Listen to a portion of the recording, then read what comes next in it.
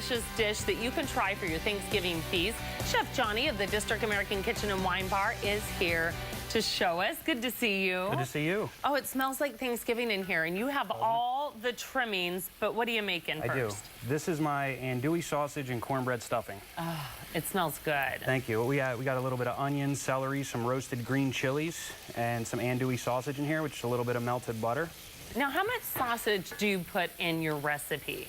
This is probably about a half a cup, and I always put a little bit extra in there if I can. But you kind of get all that good flavor out of the sausage to mix in with the onions, the celery, and then we have the roasted green chilies. Oh, the roasted green chilies. That's what that is. Okay, so is this a spicy kind of stuffing? It's got a little bite to it. It's not too crazy, but it's got a little bite. And then I just added some fresh sage to it right there, and then of course a little bit of salt and pepper.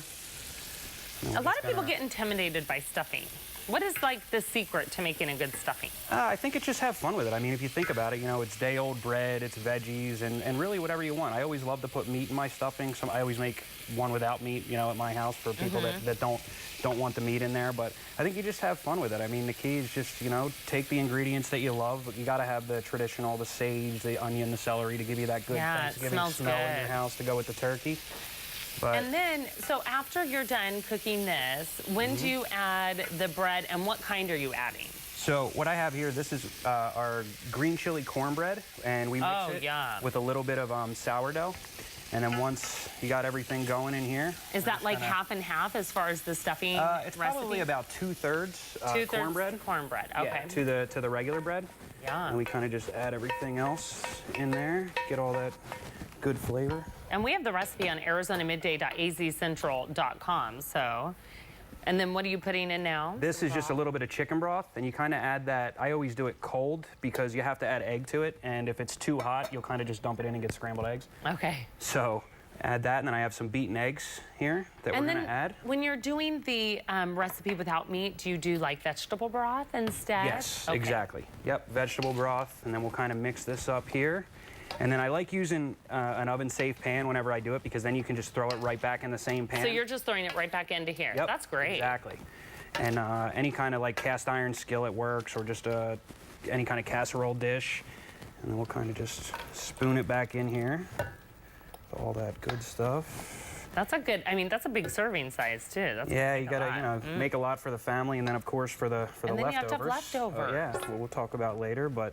And exactly, and now you're throwing this in the oven. How long do you have to let it bake? For this size here, I'm probably gonna go at 350 for about 25 minutes roughly, and then you just, you know, temp it when you're done, and it's just kind of like when you're cooking it. One of the ways at home you can do is just like if you're baking a cake, kind of stick a toothpick into it, and then just pull it out and feel it. And if it's warm all the way through, that's a good way. So you're gonna kind of trade those because you have one done. I do. I have a beautiful one in the oven that I will grab for you. Yeah. Now, while you're grabbing that, I also want to ask you about District, because you guys are kind of doing a Thanksgiving feast. We are. We have all your Thanksgiving favorites. This stuffing will definitely be a part of it. We have your green bean casserole, free-range turkey. It's $34 for adults, $17 for kids. That's a good deal. Yeah, and we have the candied yams, the cranberry, as you see over here. So you have all of this you're serving at the Thanksgiving feast. Yes, and then we're gonna have like a pumpkin tart for dessert, and just all the family favorites, but just kind of jazzed up with our American comfort food with a twist. I love that, and I feel like, you know, maybe for some people, maybe they don't have a ton of family in town, they don't want to do a big cook, that they can do something like that, or just gather everyone and meet. What else are you doing at the hotel too? We actually have coming up, we have our breakfast with Santa, which is going to be December 7th. Fun. That's $32. We'll have cookie decorating and fun stuff for the kids, so another great thing for the family. We have our Christmas dinner coming up. That's also $34.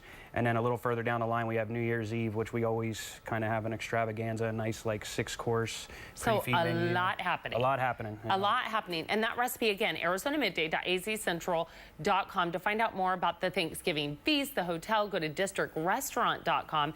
And stay tuned, because later, Chef is going to be back with what to do with your leftovers. I'm loving that. And also, we are going to give away dinner for a family of 4 at the District. So don't go away. And ahead on